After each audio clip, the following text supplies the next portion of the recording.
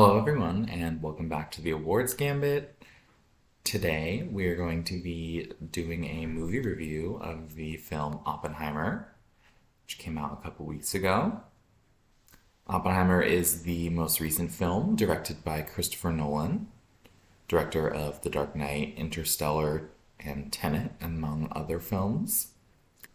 Overall, I like to say that I really enjoyed this movie. I didn't know much about the story of J. Robert Oppenheimer, so it was really fascinating to learn about his life and his legacy. And I would say that my favorite part of the film in general was all the incredible technical aspects, which I will talk more about in this video. For those of you who do not know what Oppenheimer is about, although I'm sure most of you do, I'll just give a general plot overview of what this movie is about. Oppenheimer is about the life and story of J. Robert Oppenheimer. He was the physicist and main mastermind behind the atomic bomb. He's also known as the father of the atomic bomb. J. Robert Oppenheimer is played by Cillian Murphy in this film. This movie takes place over many years, and it tells about his studies in the schools that he went to. He lived in Europe for a while. It shows his romances, multiple romances, with love interests played by Florence Pugh and Emily Blunt. The movie is 3 hours long, so it covers a lot of different stories in his life, but the main focus is how he came to create the atomic bomb and when the two atomic bombs were used in Japan during World War II, and then the aftermath of that. It was really fascinating learning more about his personal and professional life, and more about a man that maybe isn't as well known in history as he should be. So that's just a general plot overview for those of you who may not know what Oppenheimer is about. And next, I would like to talk about this film's awards potential at the Oscars. I think that this movie is going to do phenomenally at the Oscars. I think it could even get in the double digits of nominations. I think it's definitely going to get in for Best Picture. It came out to rave reviews. It is such Oscar bait material. And I think that it's a lock for Best Picture nomination. I think it's even in the winning conversation for winning Best Picture. I also think that it could get nominated for Best Director for Christopher Nolan. I think it definitely will get nominated for Christopher Nolan. I think that people are talking about him winning the Oscar for Best Director, which I think that would be very deserving. The direction of this film is quite good, and he's been making very excellent films for 20 years now, and it'd be great to finally see him recognized by the Academy for this movie.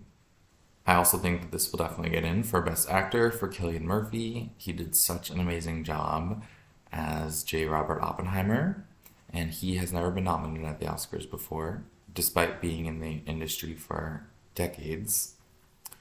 I think that he could possibly win this category. It'd be great to see him win, but I think he'll for sure get nominated.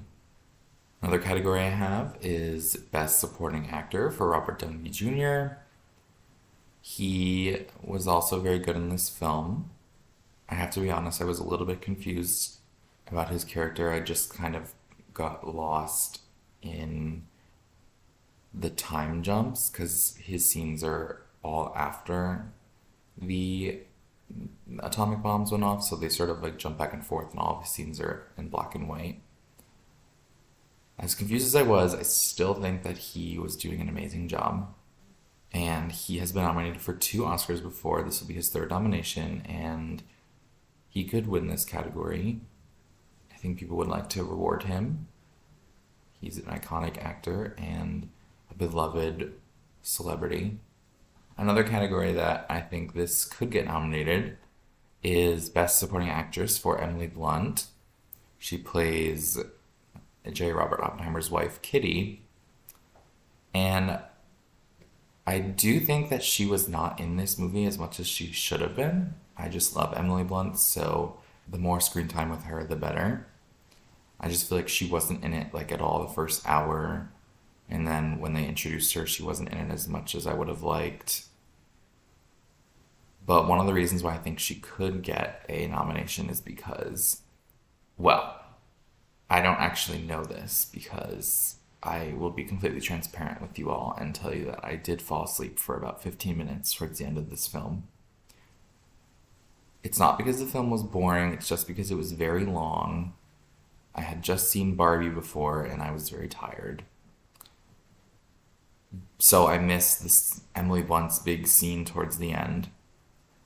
And from what I've heard, I'm only going to go on what I've heard because I haven't seen it yet. What I've heard from my friends and from other people is that she is so good in this scene. This would be her Oscar scene.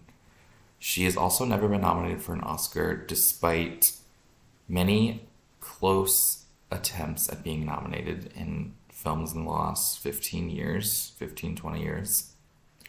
And so I would love to see her get nominated. She deserves an Oscar nomination. And yeah. I think that this movie will also get in for Best Adapted Screenplay.